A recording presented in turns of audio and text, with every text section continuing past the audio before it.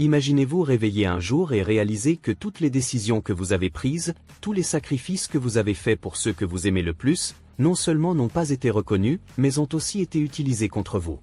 Imaginez donner tout ce que vous avez, votre temps, votre énergie, votre pète, pour ensuite être traité comme si vous ne valiez rien. Difficile à croire, n'est-ce pas? Mais si je vous disais que cette histoire n'est pas seulement réelle, mais qu'elle va bien au-delà de cela? Ce n'est pas une de ces histoires de contes de fées où tout commence par un « ils vécurent heureux pour toujours ». C'est une histoire de trahison, de manipulation, mais aussi de dépassement de soi et de rédemption. C'est l'histoire d'une femme qui a touché le fond, trahie par son mari, exploitée par ses beaux-parents et qui, malgré tout, a trouvé la force de se relever. Et vous savez ce qui est encore plus impressionnant? Elle n'a pas seulement surmonté les difficultés, elle a repris le contrôle de sa vie d'une manière si étonnante que même ceux qui la jugeaient sont restés sans voix. Vous pensez être fort? Vous pensez avoir déjà tout vécu? Alors, je vous mets au défi d'écouter cette histoire jusqu'à la fin et de découvrir comment elle peut changer votre façon de voir vos propres combats. Avant de commencer, je vais vous demander une chose. Si vous aimez les histoires vraies, inspirantes, qui vous poussent à réfléchir sur la vie, abonnez-vous dès maintenant à la chaîne et activez la cloche. Ainsi, vous ne manquerez aucun contenu comme celui-ci, qui peut transformer votre journée. Prêt à plonger dans cette histoire ensemble? Je m'appelle Sophie, j'ai 34 ans et je suis mariée à Julien depuis 5 ans. Notre mariage n'a jamais été parfait, mais j'avais toujours cru que nous étions partenaires dans cette vie, unis pour affronter les défis ensemble. Nous vivions seuls dans un petit appartement en ville, sans enfants, et Julien travaillait dans une grande entreprise. Ses journées étaient longues et éprouvantes. Il quittait la maison avant l'aube et ne rentrait que tard le soir, épuisé par la pression constante de son travail. Quant à moi, je gérais les tâches ménagères et essayais de maintenir un foyer paisible pour lui. Mais quelque chose en moi voulait faire plus. Je voyais Julien s'effondrer jour après jour sous le poids de ses responsabilités, et je ne pouvais rester les bras croisés.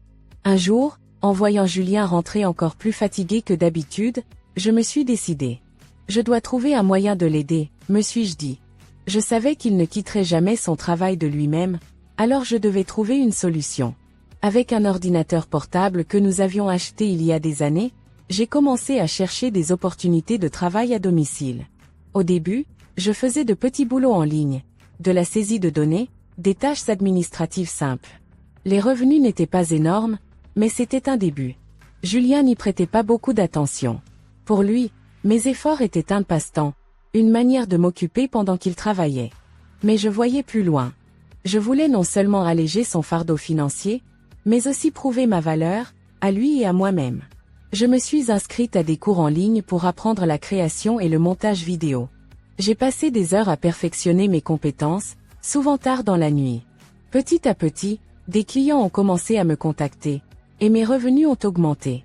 Chaque fois que je réussissais un projet, je sentais une vague de fierté monter en moi.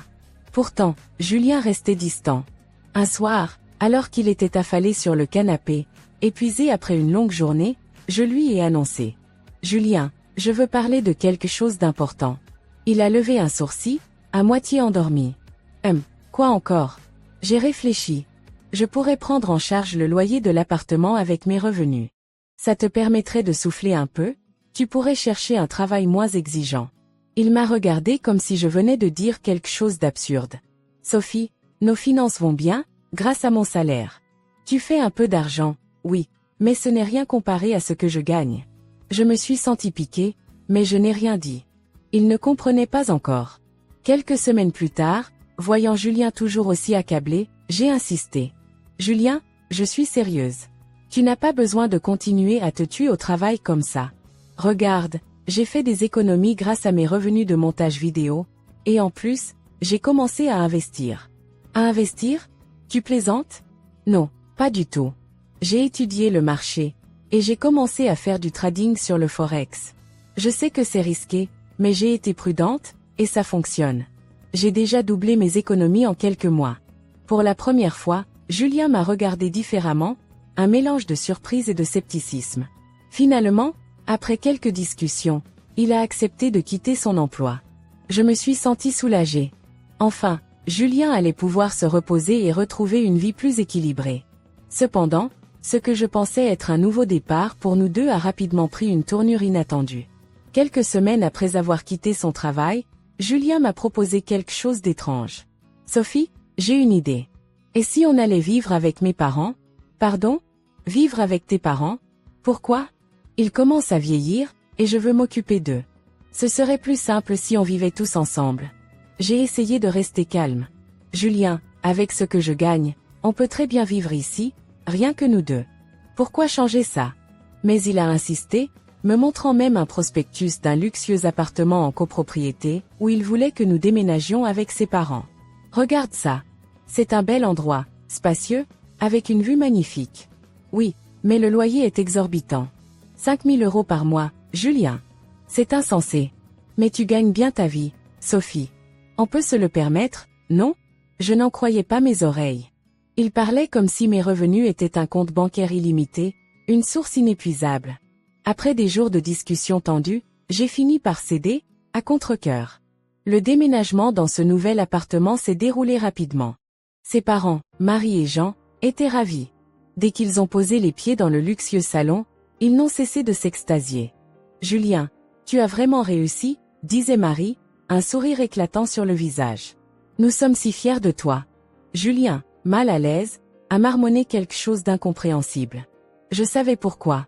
C'était moi qui payais ce loyer exorbitant, pas lui. Mais il ne voulait pas le dire à ses parents. Finalement, c'est moi qui ai pris la parole. En réalité, c'est grâce à mes revenus que nous pouvons nous permettre cet appartement. Le silence qui a suivi était presque comique. Les visages de Marie et Jean se sont figés, leurs sourires se sont effacés. « Oh, vraiment ?» a balbutié Marie. Au début, ils ont essayé de me montrer un semblant de gratitude. Mais cela n'a pas duré. Très vite, leur véritable nature a émergé.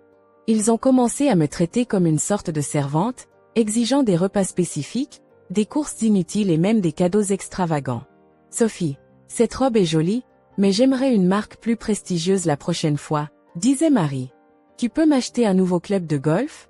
demandait Jean. Je refusais poliment mais fermement. Mais à chaque refus, leur humeur s'assombrissait.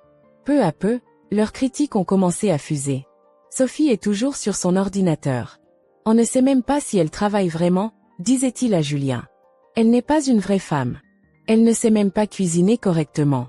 Julien, qui passait maintenant ses journées à dépenser son salaire pour des costumes et des accessoires de luxe, ne disait rien pour me défendre. Au contraire, il semblait d'accord avec eux. Je commençais à me sentir étrangère dans ma propre maison. Le poids de leurs attentes et de leurs jugements devenait insupportable. Mais je gardais tout pour moi, espérant que la situation finirait par s'améliorer. Cependant, au fond de moi, je savais que ce n'était que le début d'un long combat. Après quelques mois de cohabitation avec Marie et Jean, la situation était devenue insupportable. Chaque jour ressemblait à une bataille silencieuse. Ils ne disaient jamais directement ce qu'ils pensaient de moi, mais leurs regards, leurs soupirs et leurs murmures derrière mon dos en disaient long. Je me levais tôt chaque matin pour préparer le petit déjeuner, car Marie avait décrété que c'était le rôle d'une bonne épouse. Mais rien de ce que je faisais ne semblait suffire. Les œufs sont trop cuits, Sophie, avait-elle dit un matin, en inspectant son assiette comme une critique gastronomique. Jean, quant à lui, trouvait toujours une raison de critiquer mes choix financiers. Si tu gagnes autant, pourquoi ne pas investir dans une voiture pour nous? Ça nous faciliterait la vie, disait-il, son ton mi-accusateur, mi-condescendant. Julien, qui autrefois semblait si compatissant envers moi, était désormais complètement aligné avec ses parents. Il s'était transformé en quelqu'un que je ne reconnaissais plus. Il passait ses journées à se promener en ville, à flâner dans des boutiques de luxe et à prendre des cafés avec des collègues. Pendant ce temps, je travaillais d'arrache-pied devant mon ordinateur, jonglant entre les montages vidéo pour mes clients et la gestion de mes investissements. Un soir, alors que je terminais un projet tardif, Julien entra dans notre chambre, l'air agacé. « Sophie, pourquoi est-ce que tu travailles autant? On dirait que tu es mariée à ton ordinateur, pas à moi. » Je relevai les yeux de mon écran, épuisé. « Julien, je travaille autant pour que nous puissions tous vivre ici. Tu sais combien coûte le loyer de cet appartement, n'est-ce pas? Oui, mais tu devrais te détendre un peu.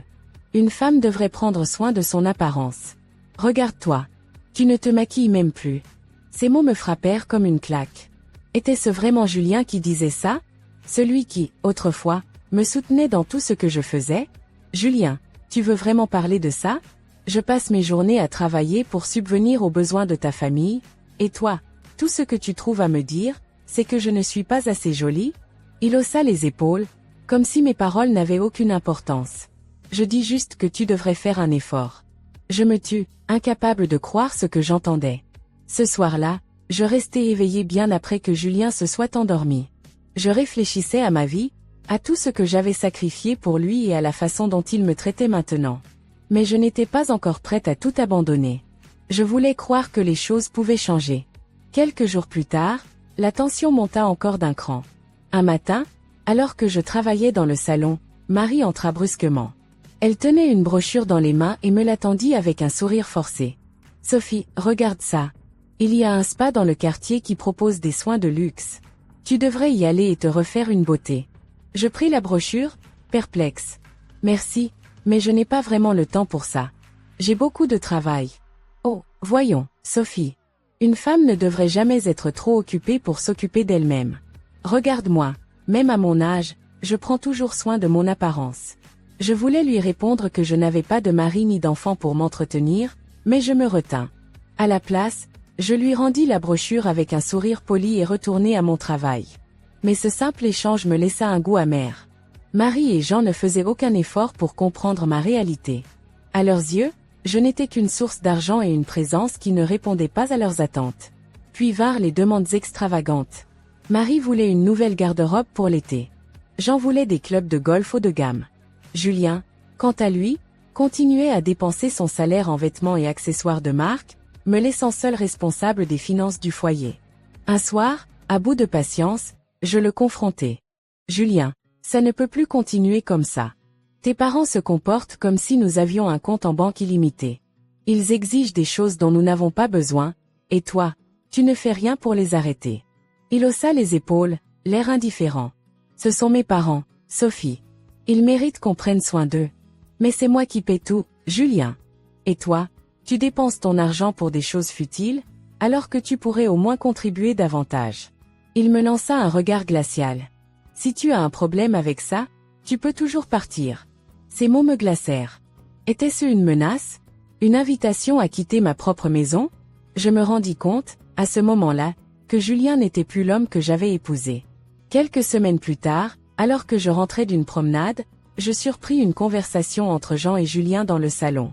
Ils parlaient à voix basse, mais leurs mots étaient clairs. « Sophie se croit supérieure à nous parce qu'elle gagne de l'argent, » disait Jean. « Oui, » répondit Julien. « Elle commence à devenir arrogante. » Je sentis une colère sourde monter en moi. Tout ce que j'avais fait pour eux, tous les sacrifices que j'avais faits, et voilà comment ils parlaient de moi dans mon dos. Mais je gardais mon calme. J'avais besoin d'un plan, d'une sortie. C'est à ce moment-là que j'ai commencé à chercher un nouvel appartement. Chaque soir, après avoir terminé mon travail, je parcourais les annonces en ligne. Je savais que je ne pouvais pas continuer à vivre dans cet environnement toxique. Mais avant de partir, je devais m'assurer que toutes mes affaires financières étaient en ordre. Un jour, alors que je rangeais mes papiers, je tombais sur des relevés bancaires qui ne m'appartenaient pas. Ils étaient au nom de Julien, mais il était clair qu'il avait utilisé mon compte pour des achats personnels. Des sommes importantes avaient été dépensées pour des vêtements de marque, des dîners dans des restaurants luxueux, et même des voyages. Je me sentis trahi. Julien m'utilisait non seulement pour subvenir aux besoins de sa famille, mais aussi pour financer son propre style de vie extravagant. Je confrontai Julien ce soir-là. « Julien, veux-tu m'expliquer pourquoi tu utilises mon argent sans me le dire ?» Il sembla d'abord surpris, puis son expression se durcit. « Ton argent? Sophie, tu exagères. On est mariés. Ce qui est à toi est à moi. » « Non, Julien. Ce qui est à moi, c'est le fruit de mon travail. Toi, tu ne fais rien d'autre que dépenser sans réfléchir. » Il éclata de rire, un rire amer et moqueur. « Tu te prends vraiment pour quelqu'un d'important, pas vrai? Mais laisse-moi te rappeler une chose, Sophie, sans moi, tu n'aurais jamais eu cette vie. » Je n'en revenais pas. Sa mauvaise foi était sans limite. Je réalisais à ce moment-là que Julien ne changerait jamais. Il s'était transformé en quelqu'un que je ne pouvais plus respecter, encore moins aimer. Cette nuit-là, je pris une décision. Je devais partir. Pour moi, pour ma santé mentale, pour ma dignité. Les jours qui suivirent ma décision furent parmi les plus éprouvants de ma vie. Je savais que partir de cet appartement luxueux, quitter Julien et ses parents, signifiait abandonner une partie de moi-même. Pas parce que je les aimais encore, ce n'était plus le cas, mais parce que j'avais investi tellement de temps, d'énergie et d'efforts pour créer cette vie que j'avais espérée. Pourtant, je sentais qu'il était temps de tourner la page. Le moment décisif arriva un après-midi ensoleillé. Une amie proche, Camille, m'avait invité à sortir pour changer un peu d'air. Elle savait que je vivais une période difficile et voulait m'aider à oublier mes soucis, ne serait-ce que quelques heures. Nous avions décidé de nous rendre à un événement dédié à une passion que nous partagions toutes les deux, l'art et l'animation. C'était exactement ce dont j'avais besoin, une pause dans ce quotidien toxique. Mais ce jour-là, alors que nous marchions dans une rue commerçante animée, je vis quelque chose qui me glaça le sang. Là, devant une boutique de vêtements de luxe, se trouvait Julien. Il portait un costume flambant neuf, les bras chargés de sacs. À première vue, cela n'avait rien d'inhabituel. Après tout, il passait la plupart de son temps à dépenser l'argent qu'il prétendait être le sien. Mais ce qui attira mon attention, ce fut la femme à ses côtés. Elle était jeune, élégante, et riait en enroulant son bras autour de celui de Julien. Mon cœur se serra. Je restai figé, incapable de détourner les yeux. Camille, qui avait remarqué mon expression, suivit mon regard. « Sophie, c'est Julien, n'est-ce pas ?» murmura-t-elle. J'acquiesçai, la gorge nouée. « Et cette femme, il la fréquente ?» continua-t-elle, visiblement choquée. Je ne répondis pas. À la place, je sortis mon téléphone et pris plusieurs photos. Mes mains tremblaient, mais je savais que je devais documenter ce que je voyais. Ce n'était plus seulement une question de trahison émotionnelle. C'était une question de principe, de justice. Quand je rentrai à l'appartement ce soir-là, Julien et ses parents étaient dans le salon, discutant joyeusement autour d'un verre de vin. Ils ne remarquèrent même pas que je me tenais dans l'encadrement de la porte, les observant. À cet instant, je ressentis un mélange de colère et de détermination. Ces gens, qui dépendaient entièrement de mes revenus pour leur mode de vie extravagant, ne méritaient pas une seconde de plus de ma compassion. Le lendemain, je pris rendez-vous avec un avocat. J'étais prête à demander le divorce. Mon avocat, un homme calme et méthodique, me conseilla de recueillir autant de preuves que possible de l'infidélité de Julien et des dépenses injustifiées qu'il avait faites avec mon argent. Cela pourrait jouer en ma faveur lors de la répartition des biens. Pendant les semaines qui suivirent, je jouai le jeu. Je fis semblant que tout allait bien. Julien et ses parents continuaient à me traiter comme leur employé personnel, mais je ne me laissais plus atteindre. Chaque soir, je rassemblais mes affaires en cachette et planifiais mon départ. Je gardais également un œil sur Julien, notant chaque déplacement suspect. Mon avocat m'aida à engager un détective privé pour confirmer ce que je savais déjà. Julien avait une liaison avec cette femme, une ancienne collègue de son précédent emploi. Un soir, alors que nous dînions tous ensemble, Jean commença à se plaindre, comme à son habitude. « Sophie, tu sais, ce n'est pas parce que tu gagnes de l'argent que tu peux négliger tes devoirs d'épouse. Regarde ces verres, tu aurais pu les polir correctement avant de les poser sur la table. » Je relevai les yeux vers lui, fatigué de son arrogance. « Jean, vous savez ce que je pense ? Si vous êtes si insatisfait, peut-être devriez-vous engager une femme de ménage. Mais je doute que vous en trouviez une qui accepte de travailler gratuitement comme je le fais. » Un silence pesant s'installa. Julien me lança un regard furieux, mais je ne bronchai pas. Pour la première fois depuis longtemps, je me sentais en position de force. Quelques jours plus tard, tout bascula. Un matin, Julien me demanda de le rejoindre dans le salon. Ses parents étaient assis sur le canapé, leur expression grave. Julien tenait une pile de documents dans les mains. « Sophie, nous devons parler ?» dit-il, son ton étrangement poli. « Qu'est-ce qui se passe ?» demandai-je, bien que j'ai déjà une idée de la réponse. « Nous avons décidé qu'il serait mieux pour tout le monde que tu quittes cet appartement. » Je restai immobile, feignant la surprise. Julien posa les documents devant moi. « Ce sont les papiers du divorce. Je les ai déjà signés. Il ne reste plus que toi. » Je pris les documents, les parcourant rapidement. Mon cœur battait la chamade, mais je gardais un visage impassible. « Très bien, dis-je enfin. Je vais les signer. » Le soulagement sur le visage de Julien était presque comique. Il s'attendait probablement à une scène, des larmes, peut-être même des supplications. Mais je n'avais pas l'intention de lui donner cette satisfaction. Après avoir signé les papiers, je montai dans notre chambre et commençai à faire mes valises. Marie et Jean me regardaient, un sourire victorieux sur leur visage. « Prends ton temps, Sophie, dit Marie, faussement aimable. Mais ne tarde pas trop. Nous avons hâte de retrouver notre tranquillité. Je ne répondis pas. Une fois mes affaires essentielles emballées, je partis sans un mot, sans un regard en arrière. Ce qu'il ne savait pas, c'est que je ne partais pas les mains vides. Grâce aux preuves que j'avais accumulées, je savais que j'obtiendrais non seulement une compensation financière, mais aussi la satisfaction de les voir affronter les conséquences de leurs propres actions.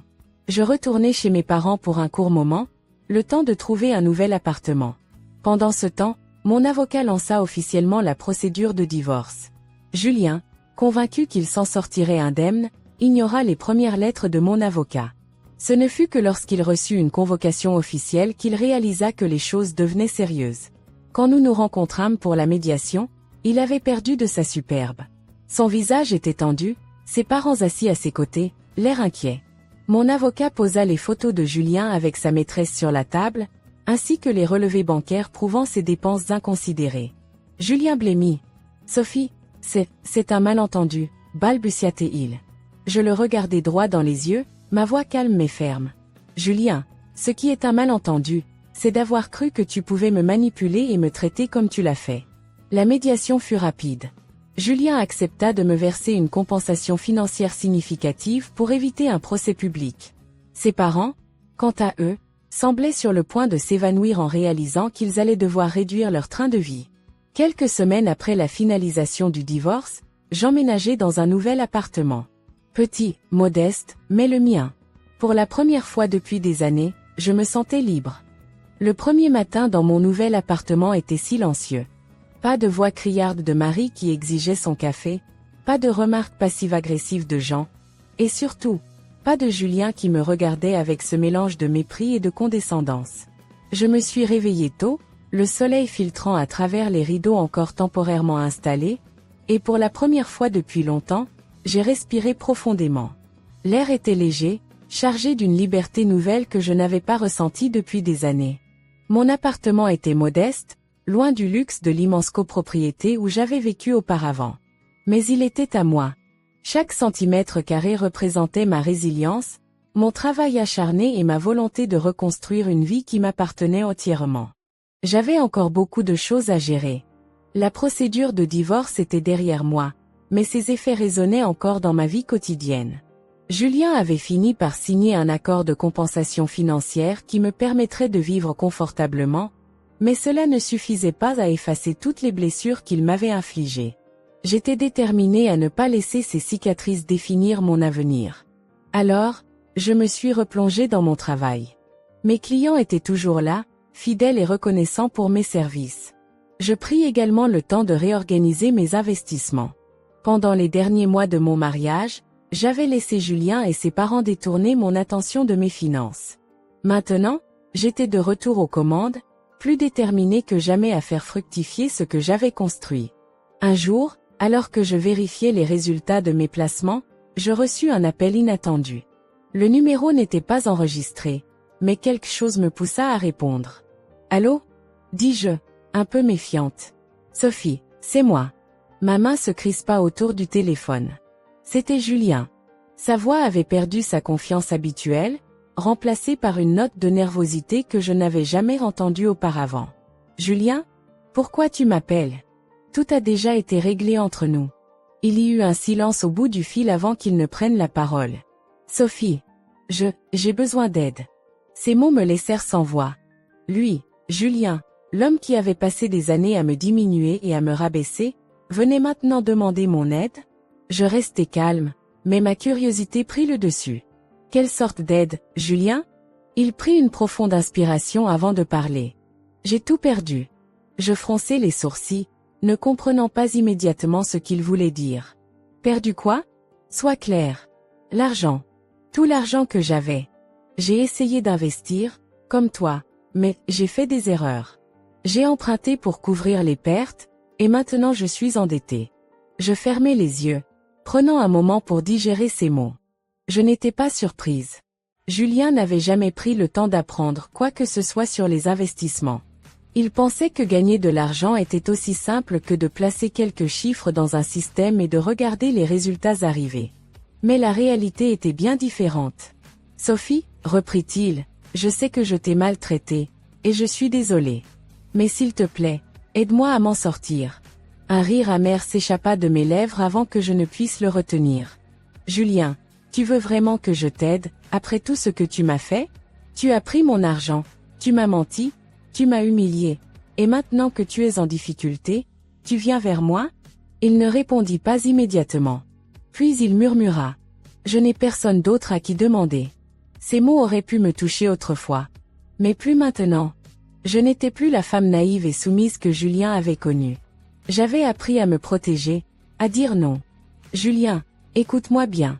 Tes problèmes sont le résultat de tes propres choix. J'ai passé des années à te soutenir, à te donner tout ce que je pouvais, et tu as tout pris pour acquis. Alors non, je ne vais pas t'aider. C'est à toi de réparer tes erreurs. Je l'entendis soupirer, mais je n'attendis pas qu'il dise autre chose. Je raccrochai, le cœur battant. Cet appel ne m'avait pas seulement confirmé que j'avais pris la bonne décision en quittant Julien, mais il m'avait aussi donné un sentiment de clôture. J'avais tourné la page, et il n'y avait aucun retour en arrière possible. Les semaines passèrent, et je continuais à me concentrer sur ma vie. Je commençais à sortir davantage, renouant avec des amis que j'avais négligés pendant mon mariage. Camille était particulièrement présente, m'invitant à des dîners, des expositions, et même à des cours de yoga. Un soir, alors que nous prenions un verre dans un petit café, elle posa une question qui me prit par surprise. Sophie, tu as pensé à ce que tu veux vraiment faire maintenant? Je veux dire, avec ta vie. Je pris une gorgée de mon vin avant de répondre. Pour être honnête, Camille, je n'en sais rien. Je sais que je veux continuer à travailler, à investir, mais il y a une part de moi qui se sent perdue.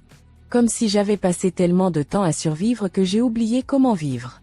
Elle posa sa main sur la mienne, un sourire doux sur son visage. C'est normal, tu sais. Après tout ce que tu as traversé, c'est normal de se sentir un peu perdu. Mais tu as le temps de trouver ce qui te rend heureuse. Ces paroles résonnèrent en moi. C'était vrai. J'avais le temps. Pour la première fois depuis des années, je n'étais plus prisonnière des attentes des autres. Je pouvais décider de mon propre chemin. Cette nuit-là, en rentrant chez moi, je fis une liste de choses que je voulais essayer. Voyager, apprendre une nouvelle langue, peut-être même reprendre des études. J'avais passé tellement de temps à m'occuper des autres que je ne m'étais jamais demandé ce que je voulais vraiment. Quelques jours plus tard, je reçus une nouvelle surprenante. Mon avocat m'informa que Julien et ses parents avaient dû quitter l'appartement de luxe où nous vivions autrefois. Incapables de payer le loyer, ils avaient été contraints de trouver un logement plus modeste. Apparemment, leur tentative d'investir avait non seulement échoué, mais les avait laissés avec des dettes importantes. Je n'éprouvais aucune satisfaction malsaine en apprenant cela. Ce n'était pas dans ma nature de me réjouir du malheur des autres. Mais je ressentis un certain soulagement. Ils n'avaient jamais compris la valeur du travail acharné, ni la responsabilité qui accompagnait la réussite. Peut-être que cette expérience leur apprendrait quelque chose. Quant à moi, je continuais à avancer. Petit à petit, je construisais une vie qui me ressemblait. Ce ne fut pas facile, mais chaque étape était une victoire. Le temps passait, et chaque jour loin de Julien et de ses parents me rappelait à quel point j'avais pris la bonne décision en les laissant derrière moi. Mon appartement, bien que modeste, était devenu un refuge. Chaque meuble, chaque objet que j'y plaçais représentait un pas de plus vers ma liberté et ma nouvelle identité. J'avais appris à apprécier les petits plaisirs simples, un rayon de soleil traversant ma fenêtre le matin, une tasse de café fumant que je pouvais savourer sans entendre de remarques désobligeantes, ou encore le calme d'un livre que je lisais sur mon canapé sans être interrompu. Mais malgré ce sentiment de renouveau, une part de moi savait qu'un chapitre de mon histoire n'était pas encore totalement clos. Julien et ses parents restaient, en quelque sorte, une ombre dans ma vie. Pas parce que je les aimais encore, non, cet amour avait disparu depuis longtemps, mais parce que leurs actions passées, leurs mots et leurs manipulations avaient laissé des traces que je devais encore effacer. Un matin, alors que je travaillais sur un projet de montage vidéo pour un client important, je reçus un email inattendu. L'expéditeur était un nom que je ne reconnaissais pas, mais le sujet était clair, proposition de rencontre urgent. Curieuse mais méfiante, j'ouvris l'email. Bonjour Sophie.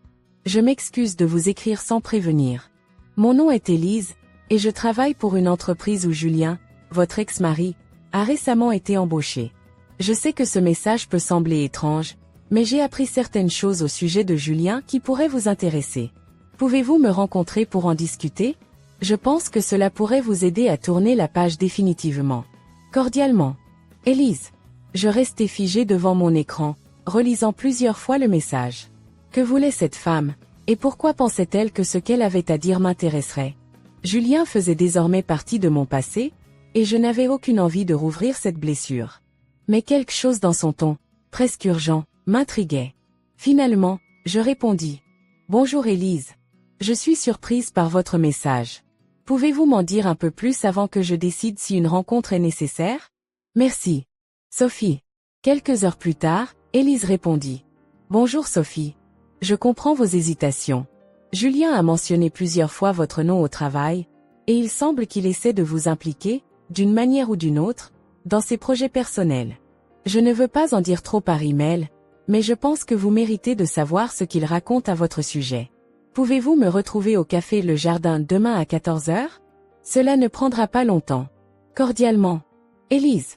Je fermai mon ordinateur, mon esprit envahi par des questions. Pourquoi Julien parlerait-il encore de moi? Que cherchait-il à faire? Et surtout, pourquoi cette femme voulait-elle m'aider? Après avoir réfléchi toute la soirée, je décidai de me rendre à ce rendez-vous. Si Julien tentait à nouveau de manipuler la situation, je devais être au courant.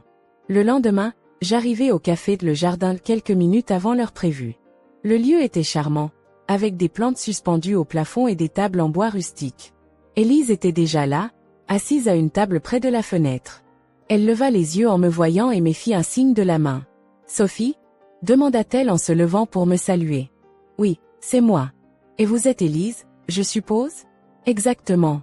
Merci d'être venue. » Nous commandâmes rapidement des boissons, puis Élise entra directement dans le vif du sujet.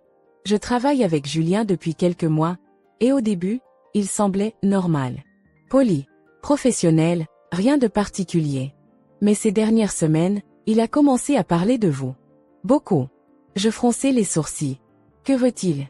Je n'ai plus aucun lien avec lui, et je ne vois pas pourquoi il parlerait de moi. Justement, répondit Élise, c'est ce qui m'a paru étrange. Il dit à tout le monde que vous avez causé ses problèmes financiers, que vous l'avez manipulé pendant votre mariage. Je sentis une vague de colère monter en moi. Julien, incapable de prendre la responsabilité de ses propres erreurs, cherchait maintenant à salir mon nom? Et il y a autre chose, continua Élise, hésitante. Il essaie de convaincre certaines personnes de son entourage de lui prêter de l'argent pour des investissements. Il utilise votre réussite comme exemple, en disant que vous avez gagné beaucoup d'argent grâce à lui, et que cette fois, il est sûr de réussir. Je ne savais pas si je devais rire ou hurler. Julien, qui avait ruiné ses propres finances par son incompétence, essayait maintenant de m'utiliser comme argument pour convaincre d'autres personnes de lui faire confiance? Merci de m'avoir prévenu, dis-je finalement, en essayant de garder mon calme. Mais pourquoi me dites-vous tout ça? Vous n'avez aucune obligation de m'aider. Parce que je n'aime pas ce qu'il fait, répondit Élise fermement. J'ai vu comment il manipule les gens, et je ne veux pas qu'il profite de moi ou de quelqu'un d'autre. Vous avez déjà payé le prix de ses actions, et je pense que vous méritez de savoir ce qu'il trame. Je la remerciai sincèrement pour son honnêteté et son courage. Avant de partir, elle me conseilla de rester vigilante, car Julien semblait déterminé à tirer profit de toute situation possible. De retour chez moi, je réfléchis à ce que je devais faire. Devais-je simplement ignorer Julien et continuer ma vie? Ou devais-je prendre des mesures pour m'assurer qu'il ne pourrait plus jamais utiliser mon nom ou ma réputation à ses fins? Finalement, je décidai de consulter mon avocat pour explorer mes options. Mon avocat, toujours aussi méthodique, me conseilla d'envoyer une mise en demeure à Julien, lui interdisant d'utiliser mon nom ou mes réalisations dans ses affaires personnelles. Cela me sembla être une bonne idée. Quelques jours plus tard, Julien reçut le document officiel. Il ne fallut pas longtemps avant qu'il me contacte à nouveau, furieux. « Sophie, tu es sérieuse? Tu veux vraiment me compliquer la vie comme ça ?» lança-t-il au téléphone, sa voix tremblante de colère. « Julien, répondis-je calmement, je ne fais que protéger ce que j'ai construit. Si tu veux te compliquer la vie, c'est ton problème, pas le mien. » Il continua à protester, mais je raccrochai, ne voulant pas perdre une seconde de plus à l'écouter. Dans les semaines qui suivirent, je n'entendis plus parler de Julien. Élise me donna quelques nouvelles de temps en temps, m'informant que ses plans financiers avaient échoué et qu'il avait finalement quitté son poste, probablement pour éviter de rendre des comptes. Quant à moi, je me concentrais sur ma propre vie. Je pris des cours de photographie, quelque chose que j'avais toujours voulu apprendre. Je commençais à voyager, explorant des endroits que je n'avais jamais eu l'occasion de visiter auparavant. Et surtout, je me permis de rêver à nouveau, sans les limites que Julien et ses parents m'avaient imposées pendant des années. Un soir, alors que je regardais un coucher de soleil depuis la fenêtre de mon appartement, je réalisais à quel point ma vie avait changé. Ce n'était pas toujours facile, mais chaque choix, chaque défi surmonté m'avait rendue plus forte. Julien et son ombre appartenaient désormais au passé. Mon avenir, lui, m'appartenait pleinement. Les mois qui suivirent marquèrent un tournant décisif dans ma vie. Le bruit constant de la toxicité, les disputes voilées et les manipulations appartenaient définitivement au passé. Je respirais un air nouveau, plus pur, rempli de possibilités et d'une sérénité que je n'avais pas connue depuis des années. Mon appartement était devenu un espace où chaque objet, chaque couleur, chaque parfum reflétait ma personnalité et mes choix, loin de l'ombre étouffante de Julien et de ses parents. Avec le temps, j'avais redécouvert le plaisir de vivre pour moi-même. J'avais repris des habitudes simples mais significatives. Me promener dans le parc près de chez moi, m'arrêter pour sentir les fleurs ou observer les enfants qui jouaient en riant. Ces moments, qui semblaient insignifiants auparavant, prenaient maintenant une dimension profonde. Je m'étais également replongé dans mes passions. En plus de mon travail, qui continuait de prospérer, je m'étais inscrite à des cours de peinture. Mes premières toiles étaient maladroites, mes coups de pinceau hésitants, mais peu importe. Ce n'était pas le résultat qui comptait, mais le processus. Je trouvais un réconfort immense dans le simple fait de m'asseoir devant une toile vierge, de mélanger les couleurs et de laisser mes émotions guider mes gestes. Un jour, alors que je rangeais mes affaires après un cours, ma professeure, une femme d'une 60aine d'années nommée Claire, s'approcha de moi. « Sophie, tu progresses vraiment bien. Tes toiles ont quelque chose de très expressif, presque libérateur. » Je souris timidement. « Merci, Claire. C'est un peu nouveau pour moi, mais j'aime vraiment ça. » Elle hocha la tête avec un sourire chaleureux. « C'est évident. Continue comme ça. » Ces mots, bien que simples, me touchèrent profondément. J'avais toujours cherché l'approbation des autres, mais cette fois, cela semblait différent. C'était une reconnaissance de mon authenticité, pas un besoin de validation. Un autre changement notable dans ma vie fut ma relation avec mes amis.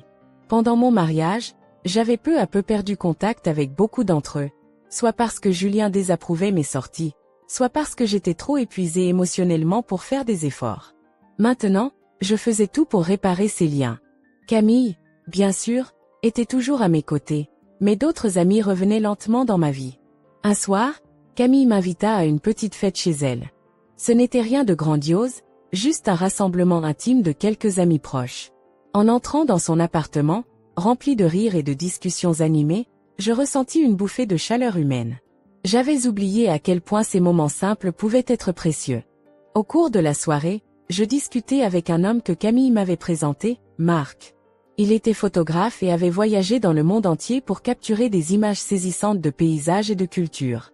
Sa passion pour son métier était contagieuse, et je me surpris à me laisser emporter par ses récits. « Tu devrais venir avec moi un jour, » dit-il en souriant. « Je suis sûr que tu adorerais voir le monde à travers un objectif. » Je ris, pensant qu'il plaisantait, mais son regard sérieux me fit comprendre qu'il était sincère. « Peut-être, » répondis-je, légèrement gêné. « C'est une idée tentante, mais je ne sais pas si je suis prête pour une telle aventure. »« Prends ton temps, » dit-il simplement. « Mais n'oublie pas que la vie est trop courte pour ne pas oser. » Ces paroles résonnèrent en moi bien après la fin de la soirée.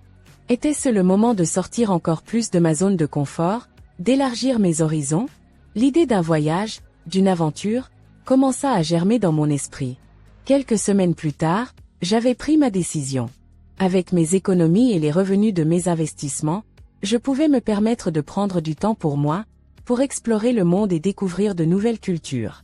Mon premier voyage serait en Italie, un pays qui m'avait toujours fasciné par son art, sa cuisine et sa richesse historique. Mon arrivée à Rome fut comme un rêve éveillé.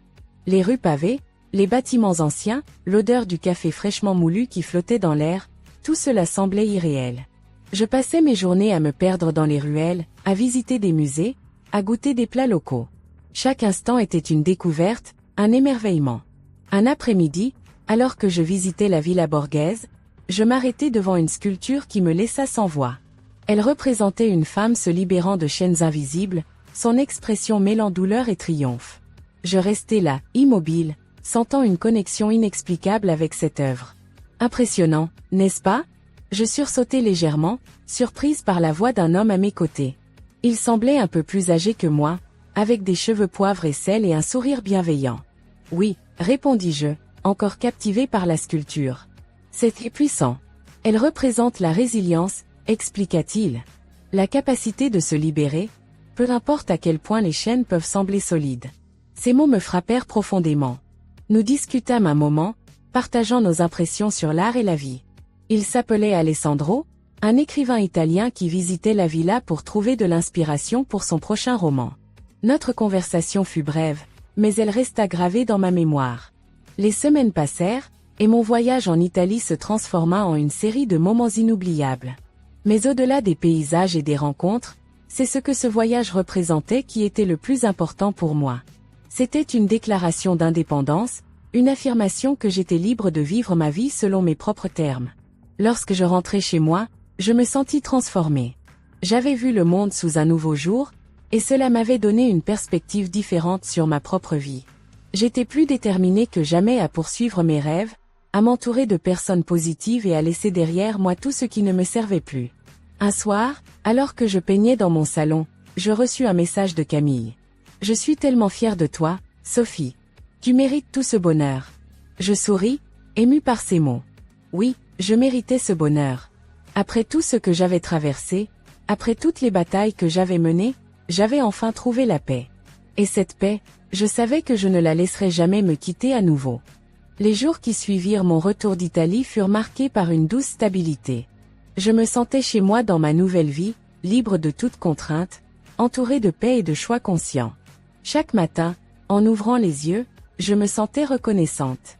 Pas parce que tout était parfait, mais parce que j'avais enfin repris le contrôle. Cette pensée, simple en apparence, était devenue un ancrage, un rappel que tout ce que j'avais construit était à moi, que je n'étais plus prisonnière des attentes ou des jugements des autres. Cependant, la vie a cette manière curieuse de tester notre force, même lorsque nous pensons être arrivés à un moment de sérénité. Et ce test arriva sous la forme d'un appel téléphonique, un numéro que je ne reconnaissais pas, mais qui m'était étrangement familier. Hésitante, je décrochai. « Sophie ?» dit une voix que je n'aurais pas reconnue si je n'avais pas entendu mon prénom. « Oui, c'est moi. Qui est à l'appareil ?» Un silence suivit, comme si la personne à l'autre bout hésitait à répondre. Puis, enfin, « C'est Julien. » Mon cœur se serra légèrement. Pas par nostalgie ou par tristesse, mais par cette sensation inconfortable de revoir un chapitre que j'avais soigneusement refermé. J'avais supprimé Julien de ma vie, mais le voilà qui s'y infiltrait à nouveau. « Qu'est-ce que tu veux, Julien ?» demandai-je d'un ton neutre. « Je sais que je suis probablement la dernière personne que tu veux entendre, » répondit-il. « Mais s'il te plaît, écoute-moi. » Je soupirai, pesant mes options. Tout en moi voulait simplement raccrocher, effacer à nouveau sa voix de ma vie. Mais une petite voix intérieure me poussa à écouter, au moins pour comprendre pourquoi il m'appelait après tout ce temps. « Tu as 2 minutes, Julien. » Il sembla soulagé. « Sophie, je ne sais pas par où commencer. Les choses ne vont pas bien. Mes parents, ils ont des ennuis. Et moi aussi. » Je ne répondis rien. Je savais que ce n'était pas à moi de résoudre ces problèmes. Pas après tout ce qu'il avait fait. Mais il continua, insistant, comme s'il sentait mon silence. Après notre divorce, tout est parti en vrille. Mes investissements ont échoué. Mes parents ont essayé de s'impliquer, mais ça n'a fait qu'aggraver la situation. Maintenant, nous avons des dettes partout. Il y avait une certaine ironie dans ses paroles. Pendant des années, il avait dénigré mon travail et mes choix financiers, se moquant de mes efforts pour soutenir notre famille. Et maintenant, il en payait le prix. « Et pourquoi m'appelles-tu, Julien ?» demandai-je finalement, gardant ma voix aussi calme que possible. « Parce que je n'ai personne d'autre, Sophie. Tu as toujours été la plus intelligente, la plus forte. Je sais que je t'ai maltraitée, mais je suis désespérée. » Ces mots me frappèrent, mais pas de la manière dont il l'espérait. Je ne ressentis ni pitié ni empathie, seulement une profonde fatigue. Julien n'avait jamais changé. Il pensait encore pouvoir manipuler les gens pour obtenir ce qu'il voulait. « Julien, dis-je doucement mais fermement, je ne peux pas t'aider. Tu dois faire face à tes propres responsabilités. C'est toi qui as fait ces choix, toi qui as ignoré les conseils et pris des décisions impulsives. Je ne vais pas être celle qui te sauve. Pas cette fois. » Il resta silencieux, probablement surpris que je ne tombe pas dans son piège. Puis il murmura, presque inaudible. « Je comprends. » Et il raccrocha. Je restai un moment immobile, le téléphone toujours à la main. Cet appel ne m'avait pas perturbé comme je l'aurais imaginé. En fait, il m'avait apporté une étrange forme de clôture. Julien faisait maintenant partie d'un passé qui ne me touchait plus. Après cet appel, je repris ma vie là où je l'avais laissée. Mais quelque chose en moi avait changé. Ce n'était pas de la tristesse ou de la colère, mais un sentiment profond d'affirmation. J'avais grandi, et Julien, avec tous ses drames, n'avait plus aucun pouvoir sur moi. Je me plongeais dans mon travail, mes loisirs, et mes relations. Chaque jour était une opportunité de me redécouvrir. Je continuais mes cours de peinture, et mes toiles devenaient de plus en plus audacieuses, pleines de couleurs et d'émotions. Certains amis, en les voyant, m'encouragèrent à organiser une petite exposition. L'idée me sembla ridicule au début, qui voudrait voir mon travail amateur? Mais leurs encouragements me firent changer d'avis. Quelques mois plus tard, je montai ma première exposition. Ce fut un événement modeste, organisé dans une galerie locale. Mais pour moi, c'était un grand pas. Voir des inconnus observer mes œuvres, en discuter, et même en acheter quelques-unes, fut une expérience incroyablement gratifiante. Un soir, après la clôture de l'exposition, Camille me rejoignit pour fêter l'événement. « Alors, Madame l'artiste, que ressentez-vous » demanda-t-elle en levant son verre de vin pour trinquer. Je souris, ému. Je me sens accomplie, je suppose. Pas à cause des ventes ou des compliments, mais parce que j'ai enfin l'impression de vivre pleinement. Camille me serra dans ses bras, et à cet instant, je compris à quel point j'étais chanceuse de l'avoir à mes côtés. Mais la vie avait encore des surprises en réserve. Quelques semaines après l'exposition, je reçus un email d'un homme nommé Alessandro. Le nom me sembla familier, et lorsque je lus son message, tout revint en mémoire. C'était l'écrivain italien que j'avais rencontré à la Villa Borghese lors de mon voyage en Italie. « Bonjour Sophie. Je ne sais pas si vous vous souvenez de moi, mais nous nous sommes rencontrés à Rome il y a quelques mois. Je suis tombée sur une photo de votre exposition en ligne, et je voulais simplement vous féliciter. Vos œuvres sont magnifiques. Si jamais vous repassez en Italie, faites-le moi savoir. Cordialement, Alessandro. » Un sourire illumina mon visage. Ce message, bien que simple, me rappela à quel point mes choix et mes expériences m'avaient mené sur des chemins inattendus. Je répondis à Alessandro, le remerciant pour ses mots et partageant quelques anecdotes sur l'exposition.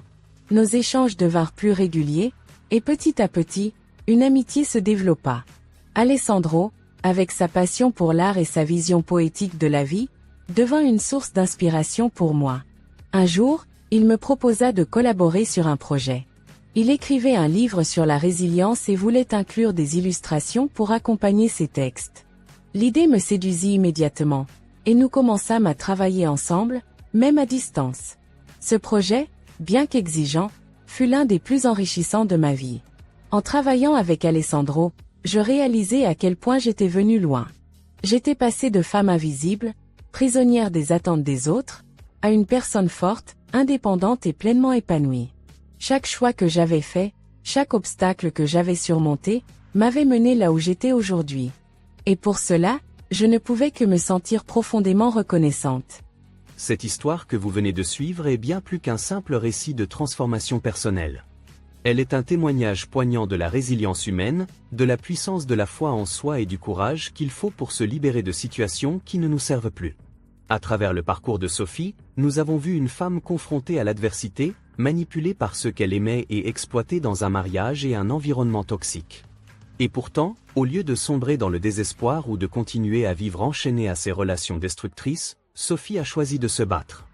Elle a choisi de se redéfinir et de reconstruire sa vie sur des bases solides, en s'appuyant sur sa propre force et ses valeurs. Pour beaucoup d'entre nous, cette histoire résonne profondément.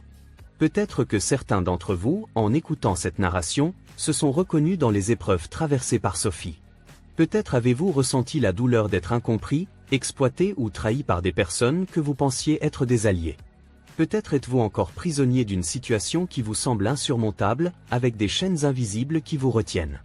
Si c'est le cas, sachez ceci, comme Sophie, vous avez le pouvoir de briser ces chaînes. Vous avez en vous la force et le potentiel de transformer votre vie, de réécrire votre histoire, et de devenir la personne que vous êtes destiné à être. Ce que nous apprenons à travers cette histoire, c'est que parfois, la vie nous pousse à affronter des épreuves non pour nous détruire, mais pour nous fortifier. Sophie a dû traverser le rejet, la trahison, l'humiliation et la solitude avant de trouver la paix et la liberté. Mais chaque moment difficile était une étape essentielle de son parcours. Cela nous enseigne que nos épreuves ne définissent pas qui nous sommes, mais elles peuvent révéler notre véritable force si nous choisissons de les affronter avec courage et foi. Une autre leçon importante que nous pouvons tirer de cette histoire est l'importance de s'aimer soi-même et de se respecter. Sophie a compris, après des années de sacrifice et de dévouement pour les autres, qu'elle ne pouvait pas continuer à vivre en s'oubliant elle-même. Ce fut un réveil douloureux mais nécessaire. Si nous ne nous aimons pas et ne nous respectons pas, nous ne pouvons pas espérer que les autres le fassent. Apprendre à poser des limites, à dire non, et à choisir ce qui est bon pour nous est une preuve de maturité et d'amour-propre. Et enfin, peut-être la leçon la plus puissante que cette histoire nous enseigne est celle de l'espoir. Même dans les moments les plus sombres, Sophie n'a jamais perdu l'espoir d'une vie meilleure. Cet espoir, bien qu'infime au début, l'a guidée à chaque étape de son cheminement. L'espoir est une lumière qui peut nous mener hors des ténèbres, mais pour cela, nous devons choisir de le suivre. Peu importe à quel point la situation semble désespérée, il y a toujours une possibilité de changement, de renouveau, de rédemption. Avant de conclure cette histoire, je tiens à vous remercier, chers spectateurs, pour votre attention et votre temps. Si cette histoire vous a touché, si elle vous a inspiré ou vous a poussé à réfléchir, je vous invite à laisser un like sur cette vidéo et à vous abonner à notre chaîne pour d'autres récits inspirants. N'oubliez pas d'activer la cloche pour être informé de nos prochaines publications. Et surtout, partagez cette vidéo avec vos proches, car on ne sait jamais qui pourrait avoir besoin d'entendre ce message aujourd'hui. Peut-être qu'un ami, un membre de votre famille ou un collègue traverse une période difficile et a besoin de cette petite étincelle d'espoir pour continuer à avancer. Maintenant, avant de terminer, j'aimerais vous parler d'un autre message d'espoir, un message encore plus profond et universel. Il s'agit du message d'amour et de salut que nous trouvons dans la Bible, plus précisément dans l'Évangile de Jean, chapitre 3, verset 16. Ce verset dit « Car Dieu a tant aimé le monde qu'il a donné son Fils unique, afin que quiconque croit en lui ne périsse point, mais qu'il ait la vie éternelle. » Prenez un moment pour réfléchir à la profondeur de ces paroles. Ce message nous rappelle que nous sommes tous aimés d'un amour incommensurable et inconditionnel. Peu importe nos erreurs, nos échecs ou les situations difficiles que nous avons traversées, Dieu nous aime tels que nous sommes. Cet amour n'est pas basé sur ce que nous faisons ou sur ce que nous méritons. Il est simplement là, offert librement à chacun de nous. En regardant l'histoire de Sophie, on pourrait se demander, comment a-t-elle trouvé la force de continuer? D'où vient son courage? Bien que cette histoire ne mentionne pas explicitement sa foi, on peut imaginer qu'une partie de sa force vient de l'espoir et de la certitude qu'il y a quelque chose de plus grand, un amour plus grand, qui la soutient. Et cet amour, chers amis, est disponible pour chacun d'entre nous. Dans Jean 3h16, nous voyons que Dieu a fait le plus grand sacrifice imaginable en envoyant son Fils, Jésus-Christ, pour nous sauver. Jésus est venu sur cette terre, a vécu parmi nous, et a donné sa vie pour que nous puissions être réconciliés avec Dieu. C'est un cadeau incroyable, un acte d'amour parfait qui nous montre notre valeur aux yeux de Dieu. Peut-être que certains d'entre vous se sentent indignes de cet amour. Peut-être que vous portez le poids de la culpabilité ou de la honte. Mais laissez-moi vous dire ceci, rien, absolument rien, ne peut vous séparer de l'amour de Dieu. Si vous écoutez ces paroles aujourd'hui et que vous sentez un élan dans votre cœur, une envie de répondre à cet amour, je vous encourage à ne pas ignorer ce sentiment. Accepter Jésus-Christ comme votre sauveur est la décision la plus importante que vous pouvez prendre dans votre vie. Ce n'est pas seulement une décision qui change votre avenir éternel, mais une décision qui transforme votre présent, votre manière de voir le monde, et votre relation avec les autres. Pour accepter Jésus dans votre vie, il n'y a pas besoin de cérémonie compliquée. Tout ce qu'il faut, c'est un cœur sincère et une prière simple. Vous pouvez dire quelque chose comme ceci. Seigneur Jésus, je reconnais que j'ai besoin de toi. Je crois que tu es mort pour mes péchés et que tu es ressuscité pour me donner une nouvelle vie. Aujourd'hui, je t'ouvre mon cœur et je t'accepte comme mon Seigneur et Sauveur.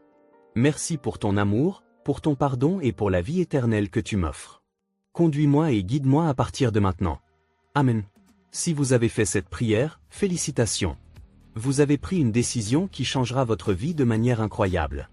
Trouvez une communauté chrétienne où vous pourrez grandir dans votre foi, lisez la Bible pour connaître davantage l'amour de Dieu, et parlez-lui dans la prière comme à un ami proche. Avant de terminer, je veux vous remercier encore une fois pour votre présence et votre attention. N'oubliez jamais que vous êtes aimé, que votre vie a un sens, et que peu importe où vous êtes aujourd'hui, il y a toujours un espoir pour demain. Si cette histoire ou ce message vous a touché, partagez-le autour de vous. Ensemble, nous pouvons être des porteurs d'espoir et de lumière dans ce monde.